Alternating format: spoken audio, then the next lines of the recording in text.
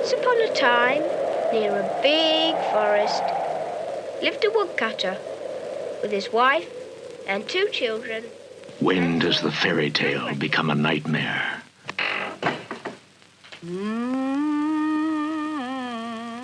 When does a lullaby become an unbelievable horror? You know, there was once a little girl very like you who lived in this house. What happened to her? You've got Katy locked in the nursery, haven't you? Haven't you? You can't stay here. Aunt Roo is a witch. Now, come on. Where does fearful illusion end and frightful reality begin? What terrors lay waiting in winding corridors and shadowed corners? What devil stalks the darkness? You children don't want to leave here. You have a home now, forever. Whoever slew Auntie Roo?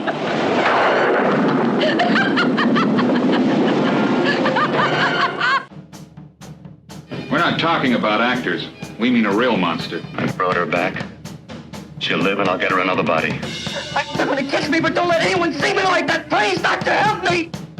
Biologically speaking, it's of primary importance that man should want to mate. Hey, that's You don't get all your kicks from surfing, do you? We want to be free to ride our machines without being hassled by the man. And we want to get loaded.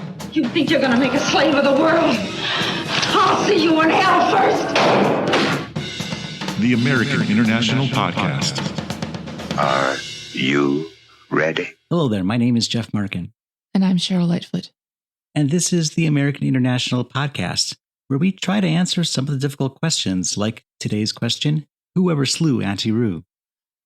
I think we'll get to the bottom of that before the episode's over.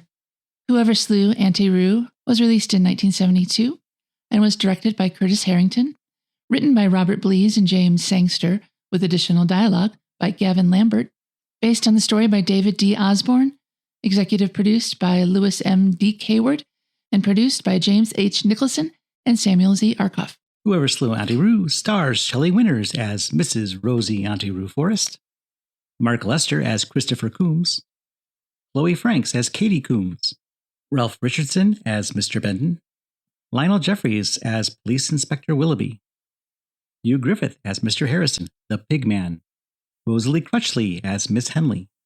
It also stars Pat Heywood as Dr. Mason, Judy Cornwell as Clarine, Aunt Rue's maid, Michael Gothard as Albie, Aunt Rue's butler, Jacqueline Cowper as Angela, girl at orphanage, Richard Beaumont as Peter, boy at orphanage, Charlotte Sayce as Catherine Forrest, Auntie Rue's daughter, and Marianne Stone as Miss Wilcox. So Whoever Slew Auntie Roo opens with a prologue. The camera pans to reveal a lot of creepy-looking dolls and the sounds of Shelley Winters singing a lullaby. It's called Let No Man Steal Your Time, a traditional song.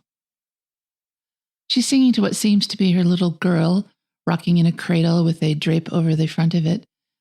But after Shelley Winters' character is done singing and says goodnight to the occupant of the cradle and gets up and leaves, the camera pulls back and we see that there's a mummified child in that bed. And this cues our opening credits. And it begins on a dark and stormy night. A car is driving through this dark and stormy night. It's a rather long drive up to the front door of an old dark house. It's an older gentleman, and he pulls over at the house.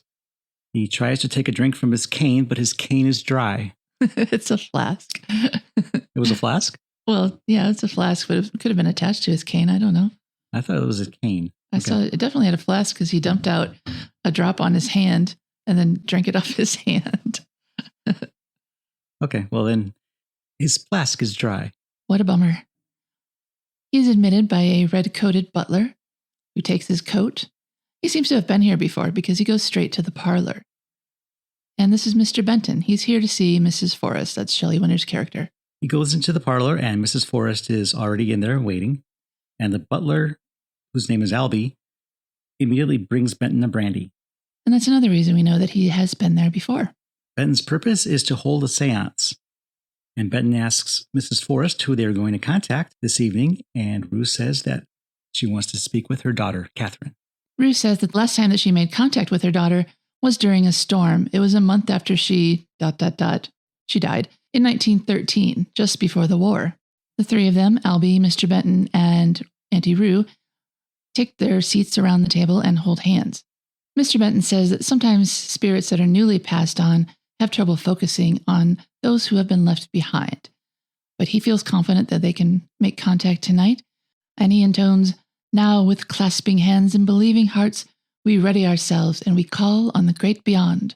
And Mrs. Forrest calls for her daughter, Catherine. And Catherine replies, a young girl's voice is heard, but it's not before too long, as she says she's got to go. This understandably distresses Auntie Roo, or Mrs. Forrest. I don't know what we want to call her, depending on who's addressing her. She calls out desperately to her daughter, but unfortunately, Catherine's voice says that she can't stay. But Mrs. Forrest calls out for her to stay. She's really distraught. She's apologizing and begging for another chance and saying that she's so very lonely. And next we find the scene change and we're at an orphanage, the home for orphan and destitute children. There's a Dickensian group of adorable children playing with 1920 appropriate toys like jump ropes, balls, and sticks and hoops. But while most of the children are playing outside, 2 children are watching from the window above. This is Christopher and Katy Coombs.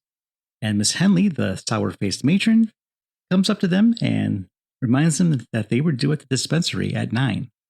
As she hustles them towards the dispensary, which is not that far away, she reprimands them for their game of silence. She says this act will gain them nothing. When they go in, there's a young boy named Peter who's being examined, and he asks if he may go to the gingerbread house this year. Miss Henley corrects him and says they shouldn't refer to Forest Grange as the gingerbread house, and that only the best behaved children are selected to attend the party at Forest Grange each year. Peter seems to understand that, but as he leaves, he says, "Please choose me." Miss Henley tells Dr. Mason, who's doing the exams, that Christopher and Katy haven't said a single word since they ran away. "Not even to complain about the food," says Dr. Mason snarkily. And Miss Henley says, "You mustn't get too familiar with the kids or they won't respect you." The doctor orders Christopher on the scale. And meanwhile, Miss Henley is complaining that the probation department wants to impose a ban on his reading. He's been inventing fantastic tales, back when he was talking, I guess. Miss Henley says that they are stimulating his condition. And Dr. Mason, who's clearly the nice one in this good cop, bad cop scenario, says, "Condition of what? Being abandoned?" Miss Henley says that Christopher's always telling tales of witches and ogres. And then the sister, sort of a nurse, admonishes Christopher to not tell stories that scare the little ones. And then we cut to a head being chopped off. It's the head of what appears to be a goose. But they later claim it's a turkey. Not really sure how that works. It's Albie the butler doing the chopping. And in the room with him is Clarine, the maid. And Mr. Harrison comes in with another dead bird, which also appears to be a goose. This is what the credits call the Pigman, but apparently he just delivers the dead animals to the house to be butchered and... Dead stock. Dead stock? Not livestock. Oh. Well, he delivers that to the house so that they can make their dinners. Mr. Harrison requests payment, and Albie says that payment will be forthcoming. Mr. Harrison grouses a bit, but then Clarine rushes up to him and tells Mr. Harrison, "You wouldn't want to deprive the orphans of their Christmas dinner, would you?" Albie guarantees that he'll have the money, and Clarine lets Mr. Harrison flirt with her a little bit. His flirting is very amusing. He does it behind a window and kind of makes kissy faces, and then he makes the same faces at Albie, except he sticks out his tongue. Now Albie is bringing tea to Mrs. Forrest. She tells him that she didn't sleep well, and he says that he suspected that because making contact with a lost loved one can make sleep difficult. Mrs. Forrest says she hasn't heard from Miss Henley about which orphans are going to be lucky enough to come to her Christmas party. And Albie says he'll ride over there and find out. Oh, and that the butcher wants to be paid for the turkey he just brought over. Which might be a goose. I think it's a goose. And if you saw it, you'd definitely not think turkey. Well, Mrs. Forrest is an American in England, and they don't really have turkeys in England, so maybe they're just bringing geese and hoping she doesn't realize the difference. Well, she should know better than anyone if she grew up in America. Anyway, Mrs. Forrest asks Albie how much she owes the butcher. He says £8.10. And he asks how many kids she's expecting for the party, and she said about 10. And then we go to the orphanage, where Miss Henley is doing the selecting kind of Hunger Games style. But the kids who don't go to the party do get something. They get to stay there with Miss Wilcox, the nurse, I believe. Not really sure. And they get to stay up an extra hour and get apples and nuts. The 10 children are selected. And though she amps up the suspense by saying the last 2 are a brother and sister, it's not Christopher and Katy. And they look really disappointed. Well, we are relieved to see that Peter was selected this year. He's relieved too. But the brother and sister selected instead of Christopher and Katy are Frederica and Frank Fillmore. We'll hear no more about them. Then Miss Henley announces that Inspector Willoughby has volunteered to drive the children to the Grange again this year, and they will be leaving promptly at 6 o'clock. On the drive over, Inspector Willoughby is sitting with Dr. Mason. In the back of the car, the kids are waxing enthusiastic about last year's party. One kid was so excited because they ate until they throwed up and then got to eat some more. Dr. Mason is in the car as well, and she has some questions for Inspector Willoughby. Dr. Mason is curious about Mrs. Forrest's daughter.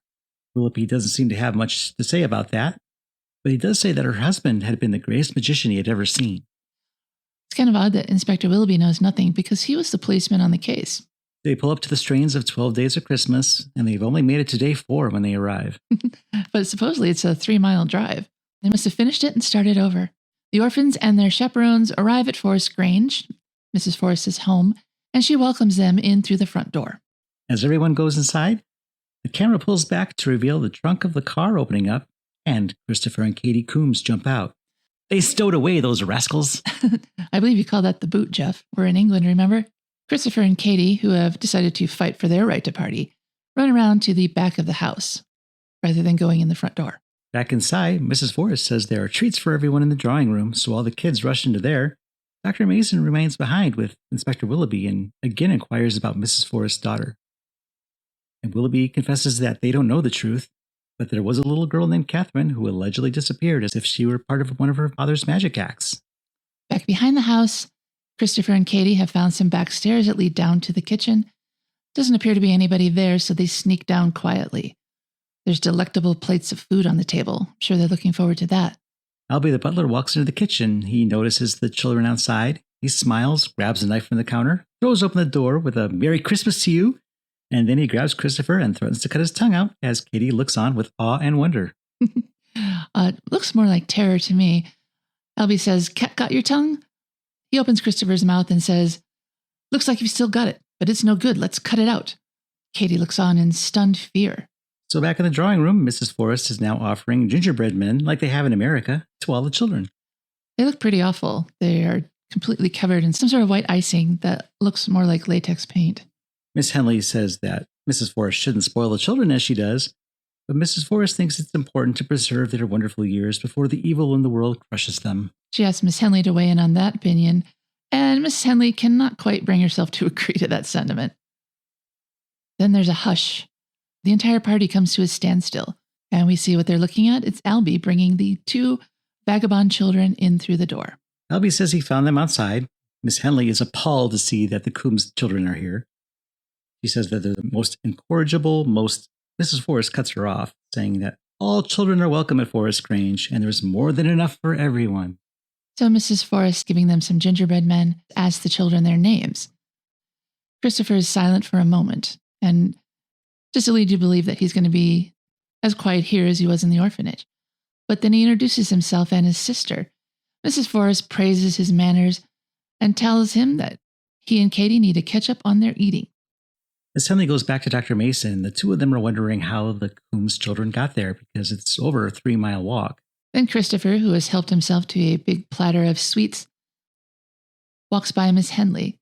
He gives her a transparently fake smile and wishes her a Merry Christmas. After some time, the children are gnawing on candy apples, listening to Mrs. Forrest read "'Twas the Night Before Christmas." Rather speedily, she rushes through it. It was slow enough that they were able to pretty much get through these candy apples. Those things take time. Well, they're orphans. They're hungry. Peter is looking through an album of photos. He asks if this is Mrs. Forrest in one of the photos. And she says, yes, it was 100 years ago. She fills the kids in on her backstory. She was a soubrette, the sensation of Paris. She also says that she will show the children her act in tomorrow's pantomime. So this is obviously a multiple-day party. but then she gave it all away for love, to marry the English magician Colonel Forrest. One of the children asks if he's dead, and she says, yes, no, well, he's gone on to the other side of the mirror, but she talks to him often. Creepy. And Christopher says that he saw a dead person once, and he didn't say anything. Perhaps there was no one who knew how to reach him, says Mrs. Forrest. And at that, she sends the children off to bed. And as the children run upstairs, Clarine comes in, asks Miss Forrest if there's anything else that needs to be done, and Mrs. Forrest asks if she had found the old night clothes for Christopher and Katy. She has, and she's laid them out for them. So Clarine is dismissed. Upstairs, Kitty is crowing about the way Miss Henley looked when she saw the two of them there. Katy's holding an ornament. Peter rushes by and steals it from her. Downstairs, Mrs. Forrest is blowing out the candles. She hears a noise, and then sees the ornament bouncing down the stairs. Mrs. Forrest smiles and looks up the stairwell to see Katy mounted upon it and about to slide down. She screams, no! And then she goes into hysterics, but we see why. In a sepia-tone flashback, Mrs. Forrest is about to go out with her Colonel Magic Man husband, and her daughter Catherine is doing the same thing, wanting to slide down the banister. Mrs. Forrest tells her husband to wait in the carriage, and he goes. Then she tells Catherine to go ahead, and she'll catch her when she comes down. But what she doesn't say is, hang on. So Catherine makes it maybe 12 inches before she tumbles over the side of the stairs. She lands on her back, and it appears that she was killed instantly. There's blood dripping off her face. Clarine rushes in. She worked for her back then. She's shocked, and Mrs. Forrest is screaming, no, no, no. And then we're back in what for them is modern times, and Katy slides down, holding on tight, because that's how it's done. She's successful in her descent. Mrs. Forrest makes Katy promise to never do that again, and then she sends Katy upstairs. Now that the children are all gone, Mrs. Forrest wants to change her clothes. There's going to be another seance tonight. She asks Clarine if she would like to join the spirit circle, but Clarine thinks hard until she comes up with an excuse. There's too much washing up to do. And then Mrs. Forrest says to show Mr. Benton into the study when he arrives.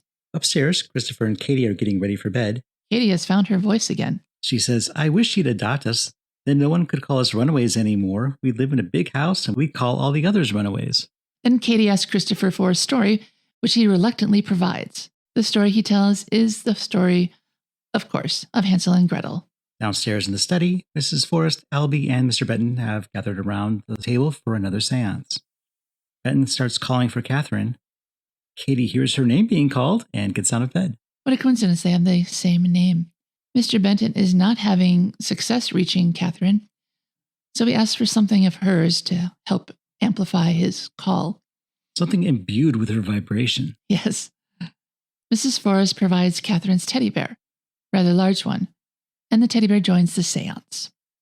Teddy bears are having a seance. And Mrs. Forrest asks if she should hold it in her lap, and Ben says, no, have it join the circle. So it gets its own chair, and they hold its hand as they call out to Catherine once more. Or paw. Katy is wandering towards the stairs.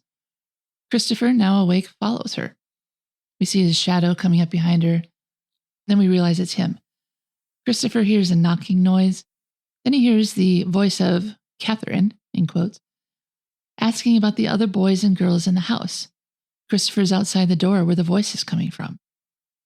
He peeps in through the keyhole, and we see that somebody is pretending to be Catherine. In the study, Mrs. Forrest is crying out to Catherine not to go. There's something important that she wants to talk to her about. And just then the door swings open. And Benton is surprised to see a young girl standing there. Albie is momentarily taken aback, but he realizes it's just Katy, and Mrs. Forrest is convinced her daughter has returned. And for a moment she thinks this is her Catherine, but she comes to and realizes that's Katy, the little girl from upstairs. It takes her a moment, though. Right. She has a lot of trouble processing this. She's traumatized. Katy makes a beeline for the teddy bear. She says that she used to have one just like that, and she called it William, and she wants to sleep with it tonight. Miss Forrest says, yes, but just for tonight. She starts to take Katy back to bed, but Mr. Benton says that he might like to be paid. He definitely wants to be paid. Mrs. Forrest goes to her desk to get some cash, and Katy's watching. She sees her open a secret drawer where her jewels are stashed. As she's counting the money, Katy reaches in and pulls out and admires a diamond necklace. Mrs. Forrest gently takes it back from her and places it back in the drawer. And as she's leaning over, Katy gives her a little kiss on the cheek. Mr. Benton apologizes for not succeeding tonight, but Mrs. Forrest looks tenderly at Katy and says, "Perhaps you did.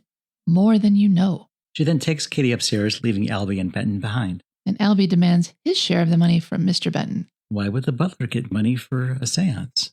Yeah, you gotta wonder. Mr. Benton pays up and then wishes Albie a rotten new year. Mrs. Forrest and Katy turn the corner to see Christopher sitting in the hall in front of that room with the locked door from which she heard the voice. She asks Christopher what's going on, and he says that there's somebody in that room. Mrs. Forrest says that nobody would be in the service room this time of night, and anyway, the door is never locked. And she opens it, and indeed the room appears empty. They even walk around a little bit to make sure. Later, as Christopher and Katy are sleeping, a woman clad all in black mourning steals in and takes the teddy bear back from Katy. The next morning is Christmas morning. Mrs. Forrest goes in to awaken Christopher and Katy. Katy asks where William is, and Mrs. Forrest says that she has something much better for her. And then she asks Katy if she would like to live there and have tea and crumpets and play every day. From the other bed, Christopher says she always lives with me. And that we have our fun. Mrs. Forrest looks annoyingly at him, but then continues, "You know, there used to be a little girl living here just like you." Christopher asks what happened to her, but again, he gets the silent treatment from Mrs. Forrest. Oh, she glares at him. She's not fond of Christopher. Yeah, she doesn't answer his questions, though. Then she asks for Katy's finger and locks it within her own and says that she's got to fatten her up. Christopher looks suspiciously on this scene, and Mrs. F obliviously goes off to wake up the other children. As she goes, Christopher remembers to himself, we hear a voiceover, the similar scene from the Hansel and Gretel tale, where the witch asks the little boy in the cage to stick out his finger. In the story, he uses a twig because he's trying to fool the witch and he's not getting fat. So downstairs, all the children are waiting in the hall. Clarine is waiting with them and making sure they don't go into the drawing room early. No, they're aching with anticipation, though. Mrs. Forrest swings open the doors and says, "Merry Christmas. Christmas is for presents. Come and see what Father Christmas has brought you." And they all swarm towards the tree to check out the Christmas loot. She says after they open their presents, they can go outside and play till Christmas dinner. Because it snowed last night. Christopher received a pen, he thinks, Aunt Roo, saying it's just what he wanted, and she says that she's so glad. Then Mrs. Forrest pulls Katy aside. She has a very special present just for her. Katy opens it, and it's a replacement bear for William. Katy's not terribly thrilled, though, because this isn't the real William, though she politely and unenthusiastically does say thank you. Yeah, she seems really ungrateful here because Mrs. Forrest obviously went through a lot of trouble to have that overnighted. In the days before FedEx. On Christmas Eve, no less. Exactly. Must have cost a fortune. Katy drags the bear by one toe over to Christopher. She sits on his lap, dropping the bear. And Mrs. Forrest looks on in despair.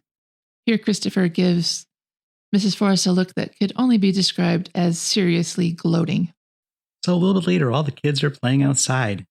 Christopher and Katy come across a shed, and they go inside and find it's a large magician's trunk. It's kind of a prop shop for her husband's magic act. There's all kinds of eerie paraphernalia around. Severed heads, creepy dummies, strange marionette puppets. Christopher finds a magic cabinet and gets in. He closes the door, leaving Katy alone with the leering figures and severed heads all glaring at her. She's nervously looking around, and when the door opens, Christopher has been replaced with a skeleton. Katy screams, and Christopher reappears, telling her it was only a trick. He reappears in an instant, so that's a very quick trick. He tells Katy that he's all right, and she returns and asks, wouldn't it be nice to live there? Christopher says, she likes you. She wants to fatten you up. They're admiring some faux crown jewels, and Katy tells Christopher that Mrs. Forrest has a drawer full of real jewels in a secret compartment. Christopher reminds her that they promised to never lie to each other, only the others. Katy says that it's true. She's got diamonds and things in a drawer with a secret spring, and Christopher puts this thought away for later, because now he's spotted something really interesting. Katy asks what this is, looking up at a giant guillotine, and Christopher says it's a head chopper, and he volunteers to show her. But he does tell her that he doesn't believe it's real. So she and William assume the position, putting their heads in the slot. And he goes on to perform the magic trick very badly as he nearly decapitates Katy and successfully decapitates not William, the teddy bear. But William the second. Katy looks at the beheaded teddy bear and says, that's okay. She wanted the real William anyway. As this is going on, a mysterious figure has entered the shed. Some of the props start moving, apparently of their own volition. Then one evil masked thing starts chasing them. Katy screams, and she and Christopher hightail it out of there. The masked man is revealed to be a laughing Albie. Well, who else would it be? Now inside the house, Mrs. Forrest is finally doing her weird act for the kids. She's singing Willow, Tit Willow, and dressed like a can-can girl. And she has a small stage in her house that she uses to perform for children, apparently. A lot of people have stages. A lot of former performers have stages in their homes. They can afford it. She puts another record on the phonograph and cranks it up. Katy has stolen into the room where Mrs. Forrest had stashed the original teddy bear. Mrs. Forrest finds her and starts to scold her. But Katy says that Auntie Roo had given him to her once already, and she didn't really like the new one that she received. Mrs. Forrest asks what's wrong with the new one, and Katy says the eyes are different, and this one is like William, the one that she had a long time ago. This sparks something in Mrs. Forrest. She obviously concludes here that Katy is her own daughter reincarnated, and she agrees to let her have the bear. Katy asks if Mrs. Forrest loves her, because she loves her Auntie Roo. And Mrs. Forrest says, of course, let's go back to the party now. Later that night, Christopher wakes up from sleep to hear Mrs. Forrest singing the time song again. In the other bed, Katy is talking in her sleep, saying, please, Aunt Roo, please, can I keep him? And then she hugs William just for reassurance. He's still there. Christopher gets out of bed to follow the sound of the singing. He goes exploring and finds that the house has a dumbwaiter. He pulls down the car, gets in it, and hoists himself upstairs, pulling the ropes. On his way up, he meets a rat, but he keeps going. He pulls his way up to the nursery, where he sees Mrs. Forrest, dressed in black, singing a lullaby to the remains of Catherine. Oh, he sees her putting the little mummy back in its casket and looks very shocked. He starts to go back down, but Mrs. Forrest hears the sound of the dumbwaiter, and she looks down the shaft to see the dumbwaiter descending from her. She doesn't know who was in there. She probably has a good idea, though. She runs after the dumbwaiter, but first she must go down the secret passageway, a small staircase that leads to the back of her closet. Meanwhile, Christopher is hurriedly trying to get away. As he approaches the floor he needs to get out on, the dumbwaiter sticks. He's about halfway out. So he has to stick his little legs through the hole and kind of wiggle out. We kind of think that maybe he's not going to make it. Mrs. Forrest rushes into Christopher and Katy's room, and we find that Christopher did make it. He's pretending to be asleep. She glares at Christopher, but then she softens when she sees Katy asleep in the other bed. Now it's the following morning, and the orphans are finally leaving this party. They're going back to the home for orphaned and destitute children. They'll have to wait till next Christmas to have such a feast. Mrs. Forrest is bidding everyone goodbye, and Miss Henley is thanking her. Christopher is the last one out, and she barks at him to get into the car. Christopher says that he can't go because Katy isn't there, and he can't find her anywhere. Miss Henley says that she's not surprised, and she apologizes for the children's behavior. Well, first she checks the car and makes sure that she isn't already situated in there. I think she would have known by now. Christopher calls out for Katy, then tells Miss Henley that Auntie Roo has done something terrible to Katy. Miss Henley doesn't believe him, obviously. But Christopher doubles down on his story and claims that Auntie Roo has a secret room with a mummy in it.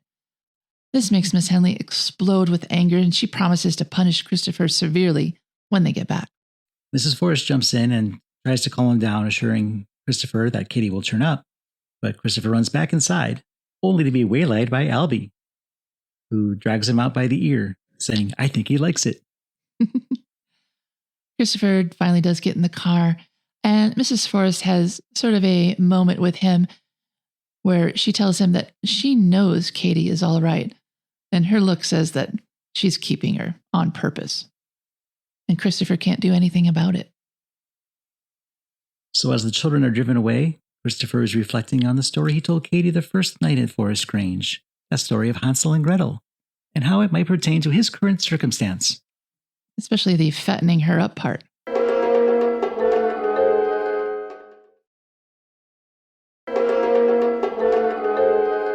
Later, Albie calls on Mrs. Forrest in her sitting room.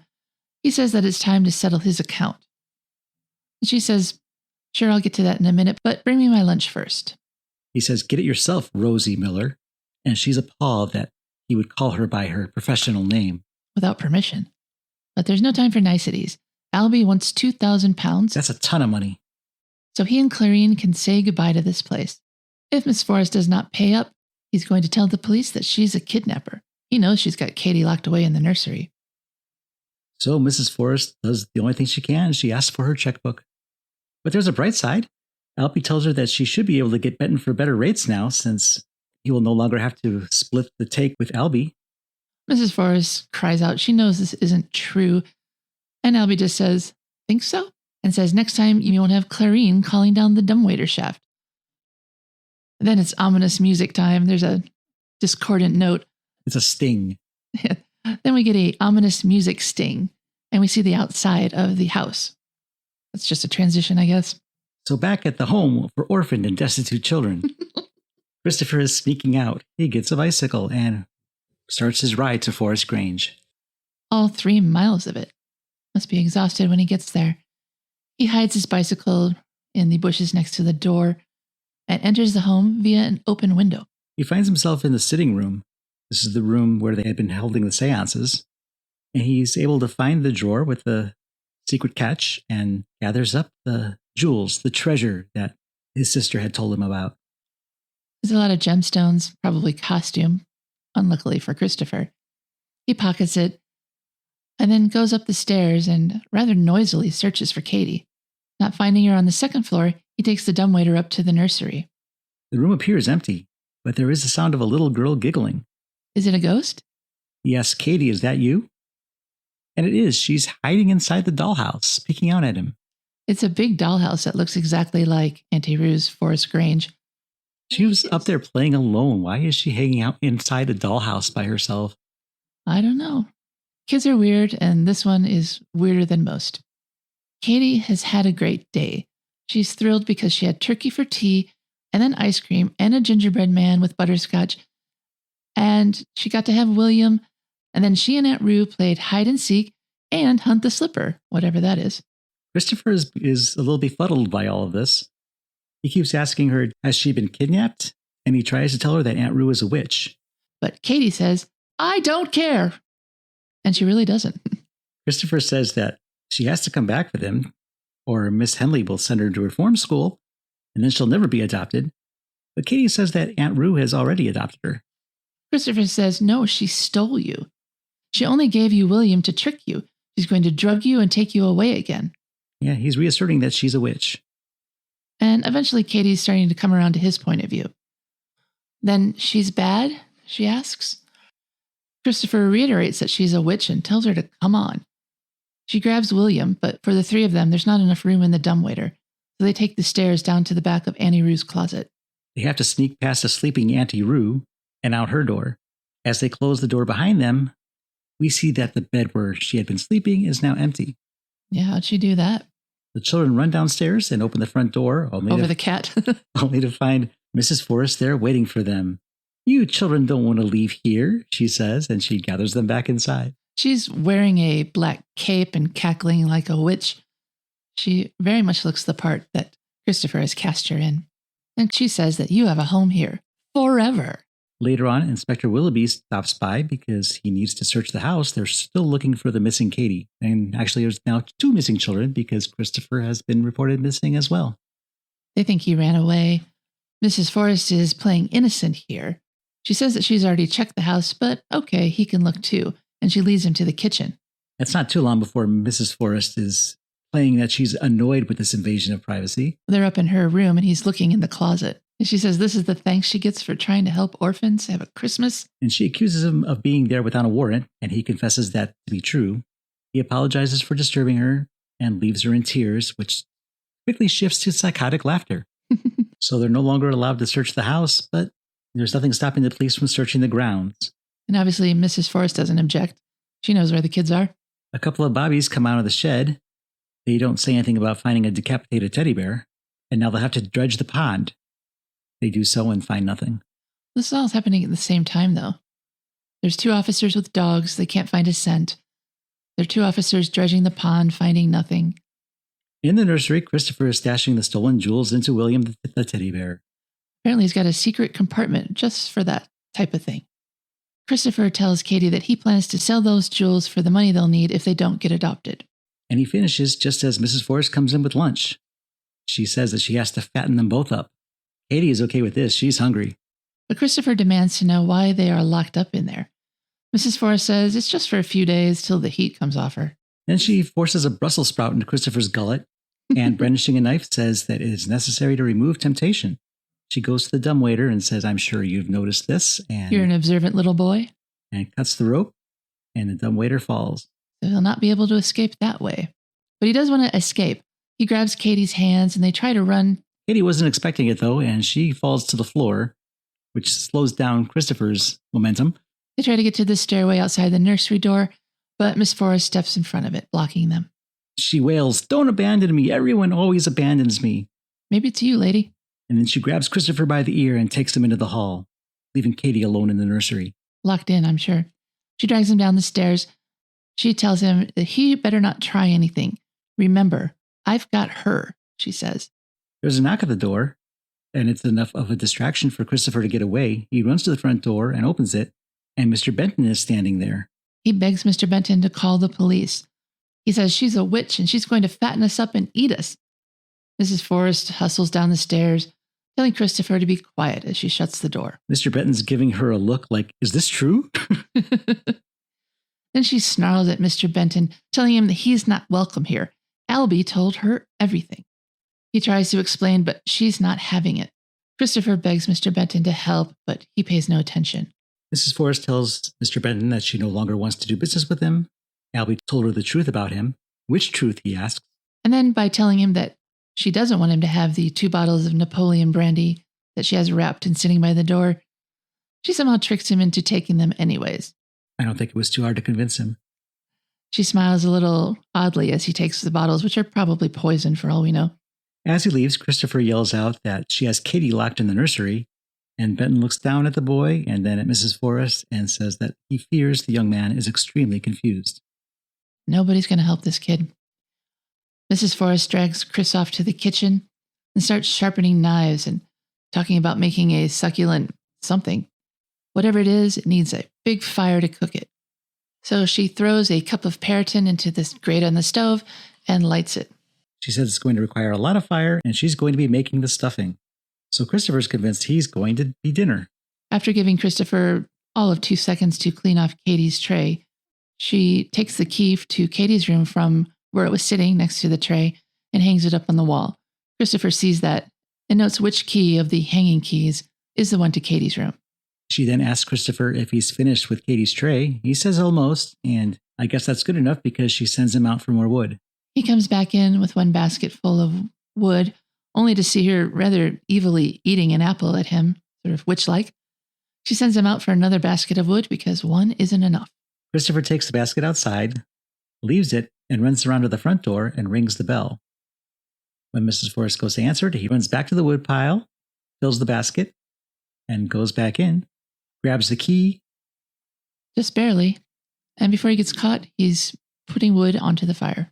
So she sends him back out. She steps to the pantry, and he sneaks past her and upstairs to the nursery. He tries to rescue a clueless Katy.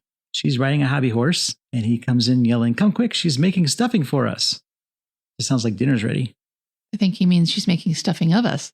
Katy's not in any mood to comply, though. Downstairs, Mrs. Forrest has discovered that Christopher isn't outside. She finds the basket empty. When she comes back down, she looks at the keys and notices that the one to the nursery has been taken. She locks the back door and puts the key into the bowl of stuffing mix on the counter, thinking that he'll never find it there. The kids are trying to run away, but they're delayed because Katy has forgotten to grab the teddy bear. Mrs. Forrest races upstairs to catch them, and she does. As their only line of defense, the kids throw Teddy at her. Mrs. Forrest is knocked down, and the kids run past her. They don't have their jewels anymore, but freedom is within reach. However, the front door is locked, so they run to the back. And that's locked too, so they're cornered. Because Mrs. Forrest has now entered the kitchen as well. Christopher grabs a butcher knife off the counter and brandishes it at Mrs. Forrest. Mrs. Forrest grabs a hunk of wood, and there's a bit of a standoff until Mrs. F successfully knocks the knife out of Christopher's hand. Then she pushes them into the pantry and bolts the door. She kind of collapses in the corner, wondering aloud where Catherine has gone and why has she run away. And then there's a faraway look in her eyes, and she says she's coming. She goes back up to the nursery. She's now dressed in her morning gown, and she tries to revert the nursery to its pre-Katy state, including the mummified remains of her daughter. Unfortunately, in grabbing it, she crushes the skull into a powder. She quickly replaces the lid on the coffin and runs downstairs. She says she has nothing until she remembers that she does have dinner. She has to finish the stuffing for Catherine. So she's back to chopping vegetables. After she stokes the fire. And the kids start calling from inside the pantry. It doesn't work when Christopher tries it because nobody likes him. Katy, though, is more successful, especially when she calls out to Mummy instead of Auntie Roo. Auntie Roo opens the door and goes inside, but she doesn't see them. And that's because Christopher is hiding on a tall shelf. It has many, many canisters on it. He rolls over, knocking them down onto Shelley Winter's stuntman, who falls. Christopher jumps down off the shelf, finds where Katy was hiding behind some boxes, and the two escape the pantry and are able to bolt the door before Auntie Roo can follow. They still can't get out of the house, though, with the doors locked, so they have to search for the key. While this is happening, Auntie Roo, who still has her cleaver, is hacking at the door. When Christopher sees that she's almost out, he decides to fight witches with fire. They search the pockets of Mrs. Forrest's apron that she left laying there, and they do find the key. He stacks up some wood and adds a cup of paraffin to it. Then he lights it. It immediately catches fire, causing Mrs. Forrest to pull back from the door. Upon seeing this, Christopher gives an evil smile at his handiwork. The children run to the front door and realize they forgot Teddy again. Yeah, it's not a sentimental thing. There's money in that bear. So Christopher runs upstairs while Katy waits downstairs so she can keep yelling at him to hurry up. And taking in big lungfuls of smoke because the house really is full of it at this point. Christopher goes to the nursery, cautiously steps around the coffin on the floor, grabs Teddy, and runs back downstairs. In the kitchen, Mrs. Forrest is totally hemmed in by the flames now. Christopher and Katy, though, are finally outside, and Christopher gives Katy the teddy to hold.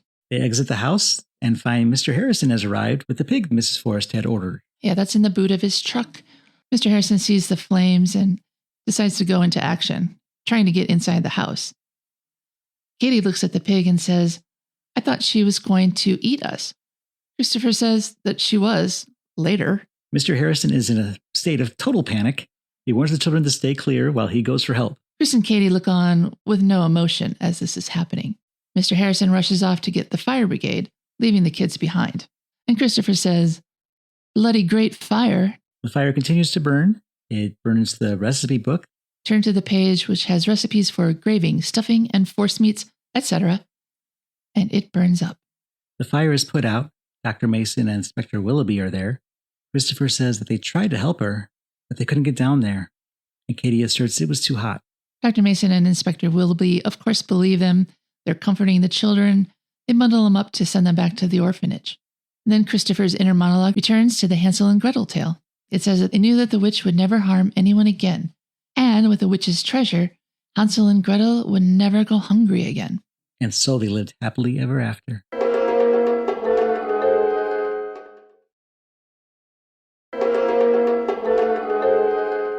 Welcome back to the American International Podcast, where we have discovered Whoever Slew Auntie Roo in 1972. Whoever Slew Auntie Roo was a co-production between the United States and the United Kingdom. The film was shot at Shepperton Studios in Shepperton, England, and it was financed by AIP and the British company Hemdale. And that company also represented Mark Lester, who played Christopher. It was one of 3 films financed by Hemdale. The others were Where Does It Hurt and Love on Horseback, which sounds pretty painful. Those 3 films had a total budget of £1,250,000. Harrington, who over the years has said a lot about his time making this film, was going to direct Wuthering Heights in England for AIP, but did this one instead after Shelley Winters requested him. Shelley Winters had worked with him on What's the Matter with Helen and asked for him on this movie because of his ability with actors. I thought he would be wonderful. Harrington has said it was not a project he had particularly wanted to do. The film was based on a storyline by Jimmy Sangster, which was, of course, inspired by Hansel and Gretel. Sam Arkoff and James Nicholson hired Robert Blees to write a script, which Harrington really wasn't pleased with. He went around the AIP heads and arranged for the script to be rewritten by Gavin Lambert. But even after this, Harrington said, "It had a very weak, incredibly lousy script. What I finally shot is an incredible improvement over the original. Even so, it was very difficult to do enough with it to make it work." Harrington said that it had been his idea to set the film in the 1920s. He is quoted as saying, "I have a great fondness for all the imagery and quality of the traditional Victorian Christmas celebration. I tried to put as much of it as I could in that film." Harrington claims that he enjoyed working with Louis Deke Heyward and claims that he was the one that suggested Ralph Richardson for the role of Mr. Benton. Harrington says the only actor the producers imposed on him was Michael Gothard, who Harrington called a lousy actor and a pain in the arse. And he went on to disparage the actor in interviews about the film, even over 20 years later. The film was originally called The Gingerbread House, which Harrington felt was the best title, but it had to be changed due to its similarities to the Neil Simon play, The Gingerbread Lady. At one stage, the film was called The Best of Friends. And with all these titles, that brings up an interesting point that all the posters for this film use the title Who Slew Auntie Roo, which really has kind of a nice ring to it. The on-screen title is Whoever Slew Auntie Roo, which does not quite rhyme. But it seems to be a play over the whatever happened to Baby Jane. It kind of has the same rhythm as that. Right.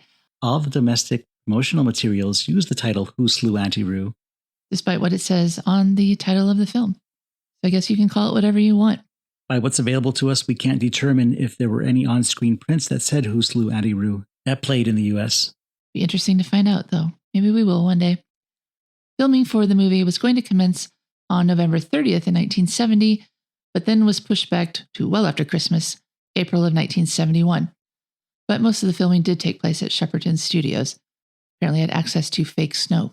Harrington also felt that Mark Lester was not interested in acting, but the director enjoyed working with Chloe Franks. Harrington also said Hugh Griffith was an alcoholic, and his wife accompanied him to the set each day to ensure that he did not drink.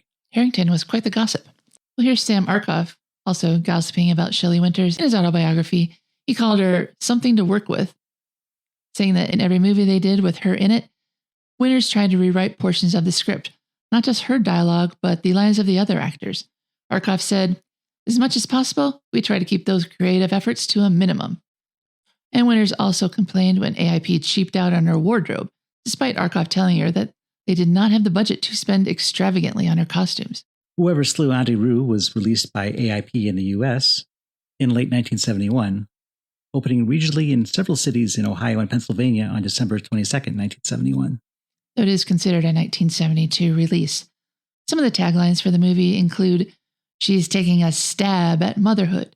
"Have you ever held a skeleton in your arms?" "Say goodnight to Auntie Roo, kiddies. It's dead time." "Nightmares come true in the house of Auntie Roo." "At Auntie Roo's house, the hen that rocks the cradle has no flesh on it." Well, that's not true. Shelley Winters has plenty of flesh.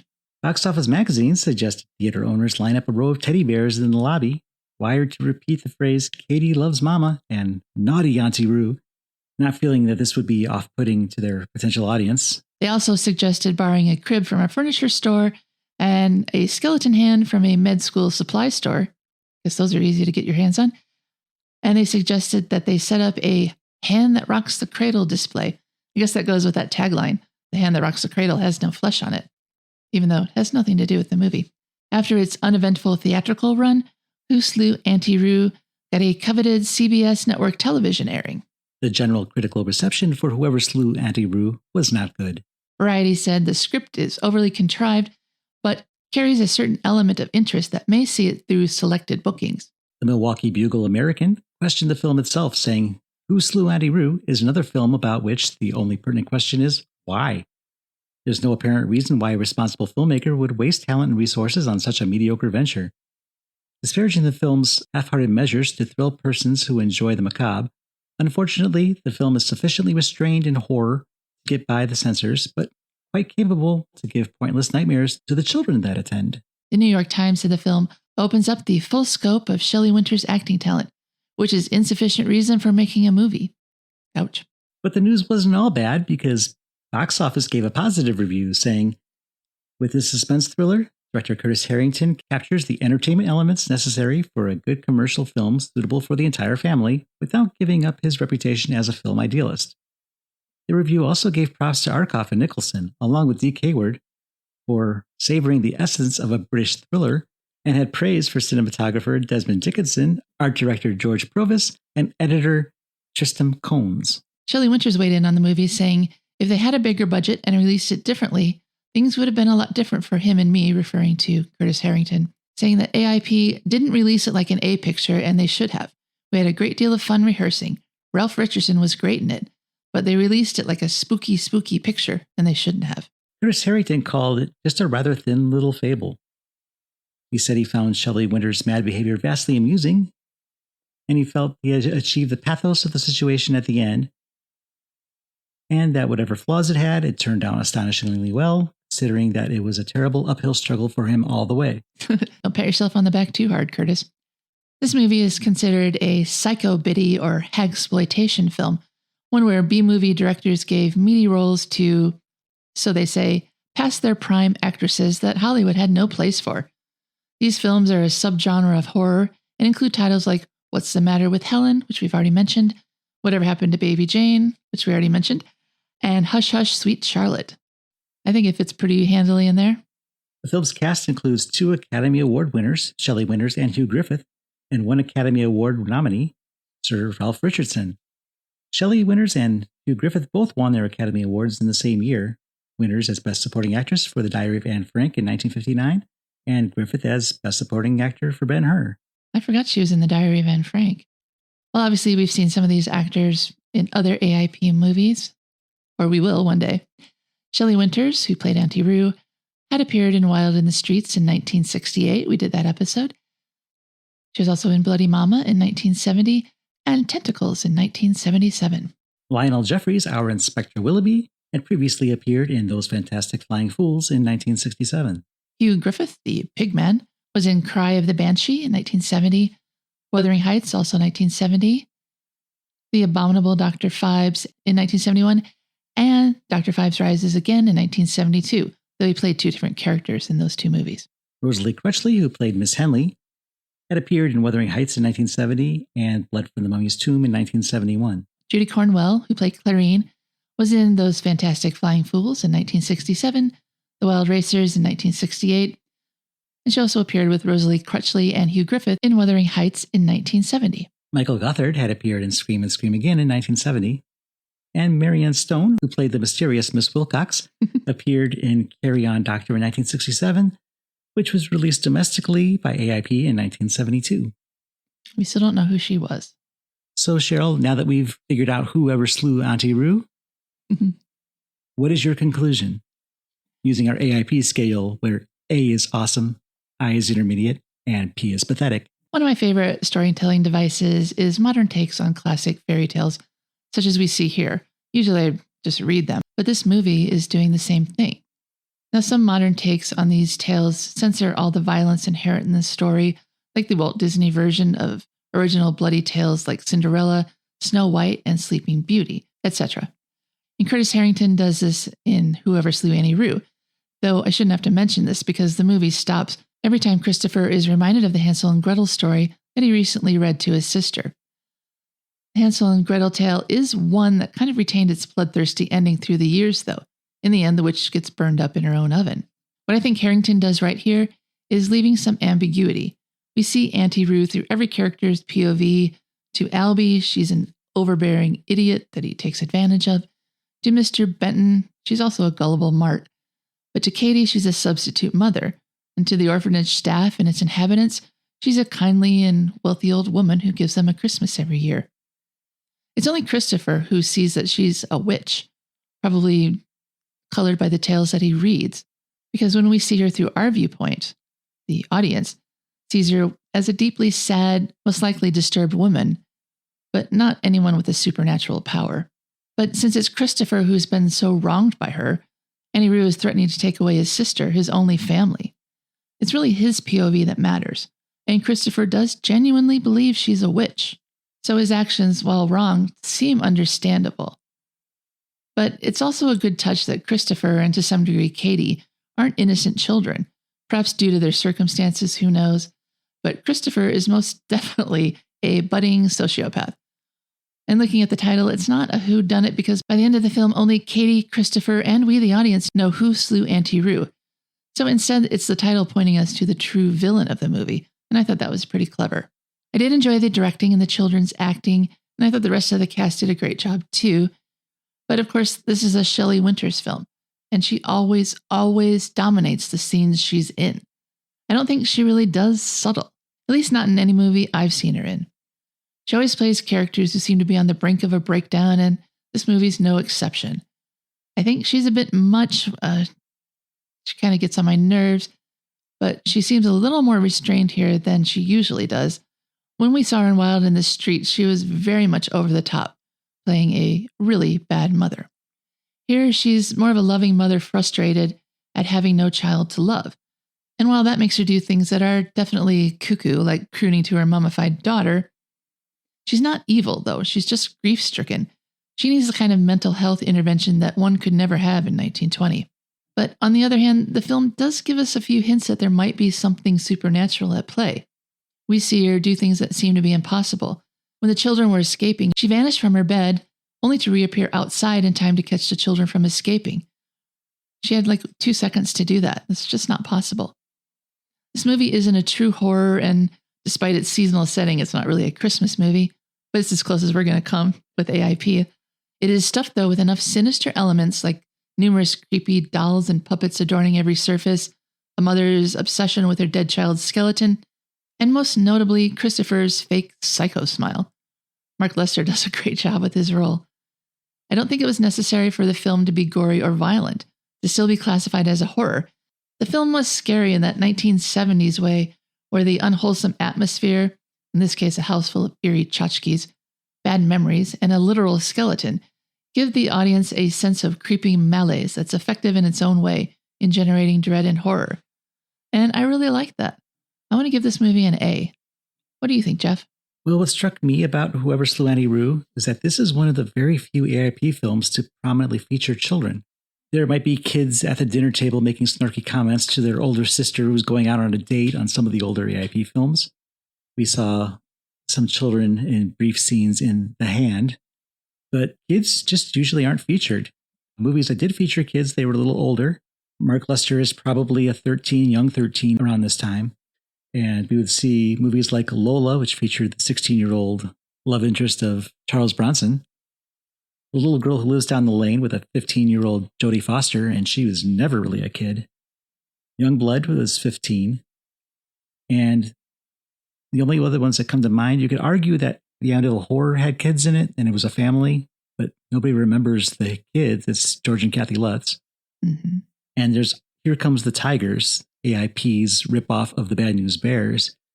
And again, the kids, while they have a few of their own scenes, they don't really carry the story. So this is probably the only film that AIP ever released with kids as the driving force of the story. The story itself, obviously, is a take on Hansel and Gretel, and putting it in the setting of 1920s at Christmas time is an interesting touch. It gives us a lot to look at in the background. And if you see a place decorated for Christmas, I think it automatically adds a lot of production value to a setting because you've got more to look at in the background. The story of two orphans, one with a very active imagination, coming to this house that they weren't really even invited to, also pulls from the original. The part of the story that's difficult to pull off is that to justify the demise of Mrs. Forrest, she has to actually be a witch. And she's not a witch. She's obviously not right in the head. And she does kidnap the children, which I guess is enough for us as the audience to be okay with her burning up at the end of the movie. And I can see this film being done as a remake today. I might make a few changes and make it more of a black comedy and make some of the things that Mrs. Forrest does more blatantly witch-like with a double meaning. It wouldn't be easy to write, but I think it could be done. And I think that enough of the changes would be made that maybe it wouldn't really be a remake of Whoever Slew Auntie Roo. Maybe go back to the original title, The Gingerbread House, would work. But is it really a remake, or is it just another retelling of Hansel and Gretel at that point? I don't know. I'm not going to do it. I doubt anybody else is anyway. So I guess the point is moot. And I just have to wonder what other stories Christopher may have had in his head that he could have told to Katy that night, that he could have afflicted upon his captors, if it would have changed the way the story played out. Or if Mrs. Forrest had just used any other wording besides threatening to fatten the kids up, if it would have been easy to apply that story to this situation. Yeah, she kind of walked right into it, into her own doom. As for the acting, Shelley Winters, I think this is one of the best things I've ever seen her in.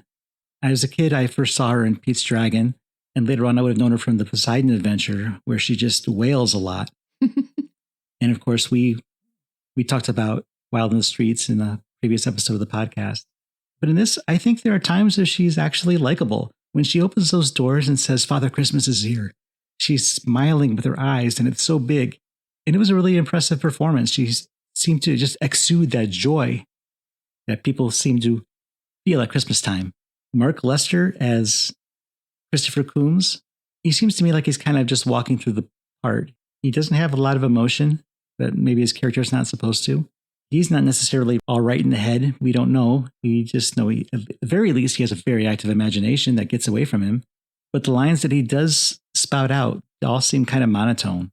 And Chloe Franks as Katy Coombs is adorable. And I don't know if it's just because of her thick British accent coming through, but she's fun to watch. And when she admonishes that she doesn't care that her Auntie Roo is a witch, it's a very cute moment. I believe her. I believe she doesn't care. My favorite performance was Hugh Griffith as Mr. Harrison, the Pigman.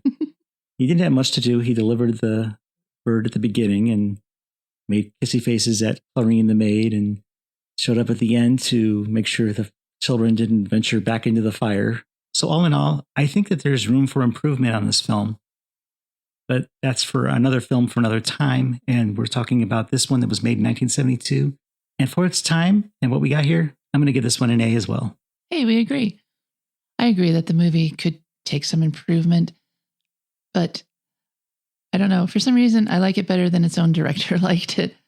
And I think that's just because I enjoy fairy tale retellings in modern settings or just different from the setting in which they are originally put in. When I say that, I don't mean to say that it's bad in any way. I just think that there are points that it could be so much stronger and better than it turned out. It doesn't necessarily need those improvements, but there are improvements that I can see that can be applied. I think we can probably both agree that Curtis Harrington was correct in saying that the script was weak, but he did the best he could with it. And he probably made some great improvements on it. I think it's likely he elevated the material. Right. And I feel like I want to watch some of his other movies now, too, just to see what else he can do. Well, we will do just that when fate decides it's time for us to watch Night Tide and Queen of Blood, both of which were also directed by Curtis Harrington. But that's a subject for another episode. And with that, we bring this episode to a close. Until next time, I'm Jeff Markin. And I'm Cheryl Lightfoot. And we'll meet you at the drive-in. Follow the American International Podcast on Instagram and Letterboxd at AIP_pod and on Facebook at facebook.com/American International Podcast. The American International Podcast is produced and edited by Jeff Markin. A man whose mind is distorted by hatred. And Cheryl Lightfoot. A girl hungry for too many things.